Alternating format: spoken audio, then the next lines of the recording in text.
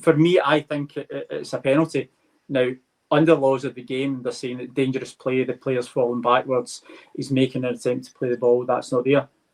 But how can you kick somebody in the back of the neck, head, and it not be a foul? If that happened anywhere else in the park, if that happens, I'm sorry, but in my view, that's a penalty kick, and I can't fathom why it's not. However, under laws of the game, that covers it, that it's not a penalty. But at that moment in time, the law just looks ridiculous. What law says that's not a penalty? It's dangerous. Law 12. So I'm going to have to refer to it here. Law 12.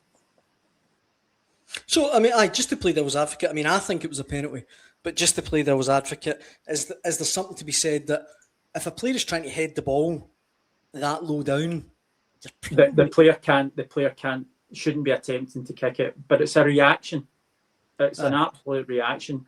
I'm just trying to through. I've had screeds and screeds and screeds of stuff being sent to me. So you telling us, Des, that to award a penalty here is actually wrong, even though you agree it should be a penalty. According to the laws of the game, that shouldn't be a penalty kick. Right. So I've got it here. So looking under the laws of the game here, playing in a dangerous manner, and I do not agree with this. Don't agree with it.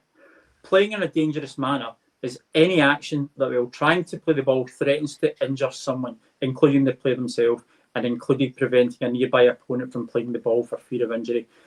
Right. So to me, that means it's a penalty kick. It's there. I don't know how they've come to that conclusion. I understand why it's given it, but in the laws of the game, apparently playing under a dangerous play, it's not a penalty. What, Kabori's being accused there of dangerous play? By yeah. His head kick? So here's how stupid it is. It could actually be a foul given to Motherwell. I mean, Tam says in the comments, do you not need to take into account the fact the boy's lying in the ground? I think he's more been knocked over, though, to be fair. Yeah, I just think he's off balance, and Welsh is fully within his right to play. I don't think there's any malice or intent, not at all. But you can kick somebody in the head, and it's not a foul, and therefore it's a foul in the penalty, it's a penalty kick. But under laws of the game, apparently that's covered, and it's not a penalty. How do you see it, Swanee?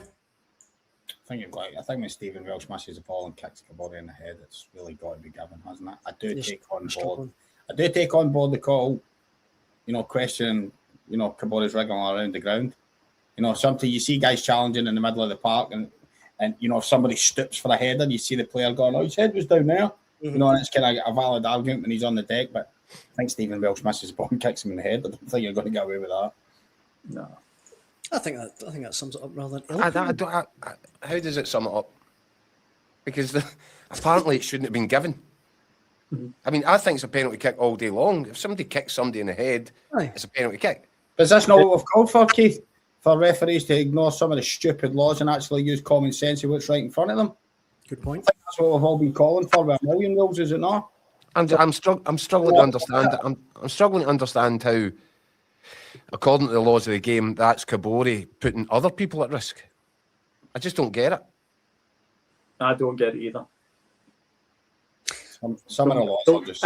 It's one of the ones where you go, I'll bite my tongue. Well, obviously we're not biting my tongue, but that's a penalty for me. We've got so many people in the comments as well, referencing Austin Trusty and Butland as well from earlier this season, as I guess they're going to do. But you're not. Well, the difference. Difference in why, Daniel, in the sense that a free kick was given to Rangers the same way as a free kick stroke penalty was given to Hearts. Aye, foul, aye. And Stephen Welsh wasn't sent off, was he? No. Yellow card. So what's the difference? Fair point. I'm not quite sure what the gripe is there.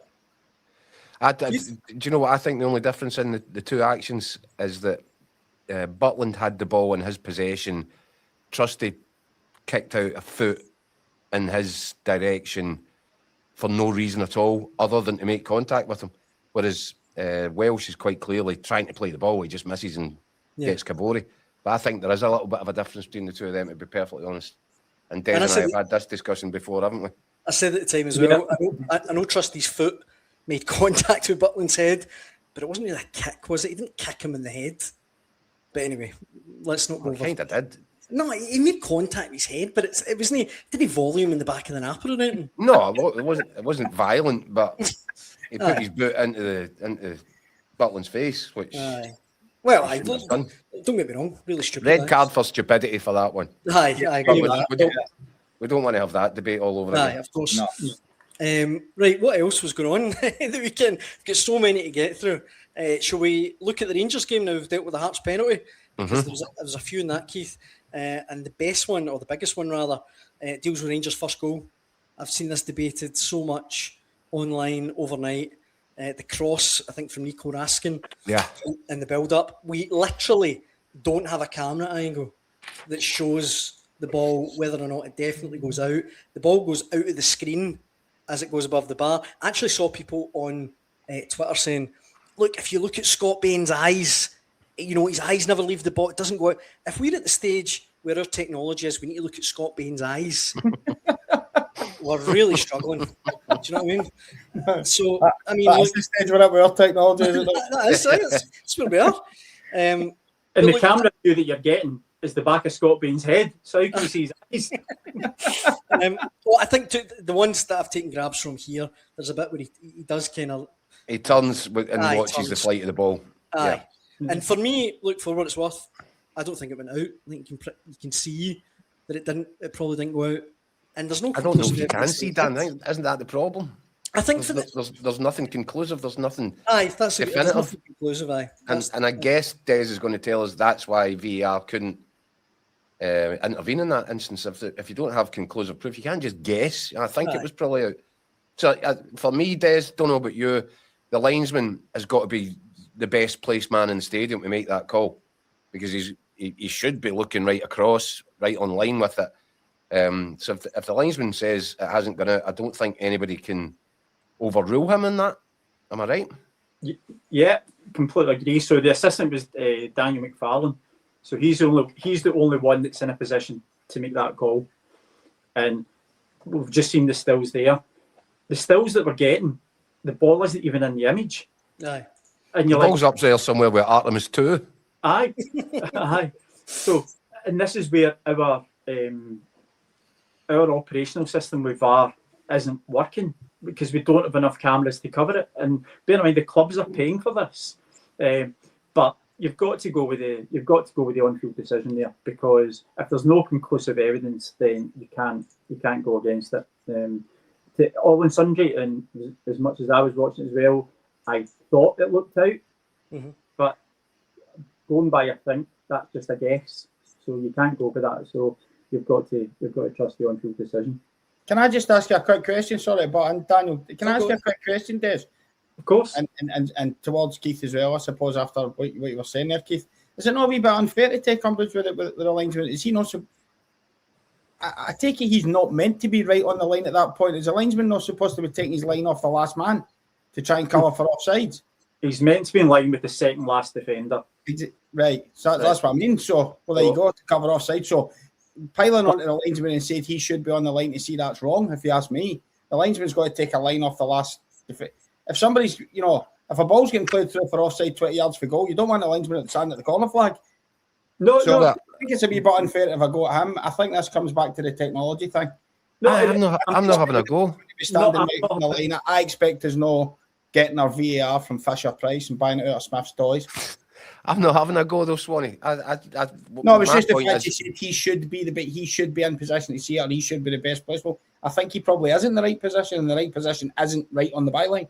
So it comes back to the VAR argument, is what I mean. He must have been pretty close to that, because there was a whole bunch of players all at the back post, and in fact, Fernandez gets his head on the ball at the back post, and then goes over the byline and in towards the advertising. Yeah, once the ball's been in the air, if you look at the still that was just taken there, as Des is saying, the second last defender's on the 6 yard line, is he not? No, he's not. 4 yards out. So he's 4 yards out. So that's where I would expect the linesman to be. No, the second last defender's 2 yards out, because Scott Bain is the last defender. Oh, right, okay, yeah. The second last defender is the fullback. A yard out. A yard or two out. So yeah. Anyway, the bottom line is he's in the best position to call that, and he's called it. Aye. He's called it correctly. He's called it correctly because there's no conclusive evidence to say to the contrary. I think even if you just look at the reaction from John McGlynn, you know, he wasn't throwing his hands up in the air saying, you know, crying foul. He was furious with his own defenders for not playing to the whistle and switching off as Rangers all piled in at the back post. It was good to hear that, Keith, wasn't it? Yeah, it was good. It was good to hear John McGlynn come out and say that rather than, oh, that ball was it, when we all know he's standing in a technical area and he's no chance of seeing it. Yeah, it was good to hold it straight, you know. But he does know what he's watching. Would have had a whine about that. Oh, that turned the game right before half time. That wasn't right. He does know what he's watching, Swanee, when it comes to his own players. Yeah. And I'm afraid from Falkirk's perspective, it was just the start of some really dodgy defending, which you know would undermine them in the game itself. 2-0 lead, they were looking really comfortable, and then he just fell apart. From that goal onwards, it was Suicide Squad stuff for Dunfermline at the back.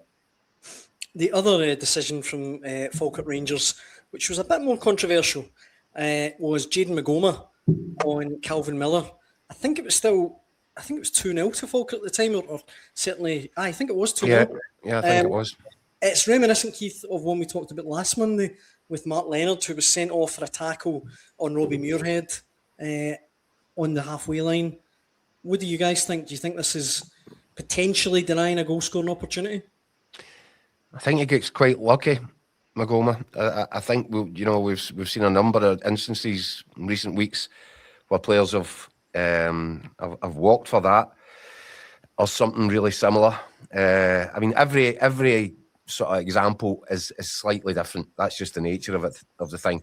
And if you look, I think that's Raskin to to Meghoma's left, and as Calvin Miller gets the ball away from Meghoma, Raskin is going back in there, and maybe it's because of that there was a yellow card, not a red. That would be my only take from it. Des? So, like you with last week, I said I thought the Leonard one was a yellow. Didn't think it was a red card. I thought it was a red. No, I know. We've differed opinion on that one. If you're going by last week and going by this week, this is probably more of an obvious goal scoring opportunity because he's in the middle of the park. He's got a straight run. There's defenders-ish around it. If you're given last week, I think you should be looking at this one as well. Now, I'll just put it back as I said. I thought last week was a yellow card. I think this is a yellow card. But if you're setting a precedent and you're looking for consistency, then I'm sorry. But here's a thing last week. So who sent off Mark Leonard last week? I was at the game. I should know that. I'm trying to remember. I can't remember that far back. Right, so it was Kevin Clancy who gave a yellow card. That's right. Kevin Clancy gave a yellow card at the time. Who was the VAR? Don Robertson. Who was the referee yesterday? Interesting. So it's a yellow card if I'm refereeing, but it's a red card if I'm telling you're refereeing. That's what I'm saying, consistency. That's a very good point. That's a very good point. And in my opinion, twice right themselves. In my opinion, I think that because of the position of the ball and the position of play, I think that's more of an obvious goal scoring opportunity than the previous one. I think what people get caught up with the Mark Leonard one is Mark Leonard's maybe a wee bit more cynical because he just went, right, I'm just taking you out. And that's it. And if that's what the red card's for serious foul play, okay, you bite the bullet and get on with it. But that's more of an opportunity. We've seen guys hit shots with halfway lines, etc. That's more of an opportunity than the Hearts one was. But and as much as I like Don, and I think Don's our best referee, Don gave a red last week, as you